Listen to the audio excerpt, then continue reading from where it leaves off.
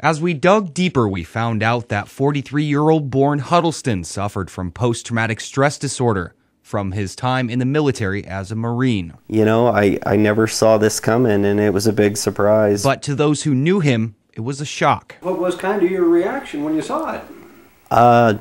Disbelief. Nick Oldham says Huddleston is one of the reasons why he decided to join the military. Yeah, if it wasn't for him, I would have never been in the Marine Corps, and on top of that, I don't think I would have ever got my high school diploma. Oldham is a teenager who almost didn't graduate high school. Huddleston, his recruiter. In 98, when I first met up with him, I know he had just gotten back from deployment, and I think he was out on deployment for 4 years at the time. Since then, Huddleston, a retired gunnery sergeant, was reported to be volunteering at the domiciliary in White City, and recently worked as a psychology intern alongside his wife, Christy, who he's suspected of shooting early Friday. The 34-year-old Christy, pictured here, worked as a transitional counselor for veterans coming home from the war zone.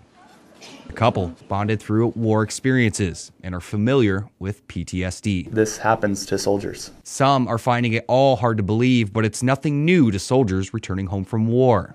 There's been points where I thought I was going to break, or where I thought, you know, what was happening to me. And it's happened to countless others. Just last week, an Army sergeant under pressure, Robert Bales, unexpectedly went on a rampage, shooting 17 unarmed civilians in Afghanistan. How do they not expect us to fall under that pressure and break?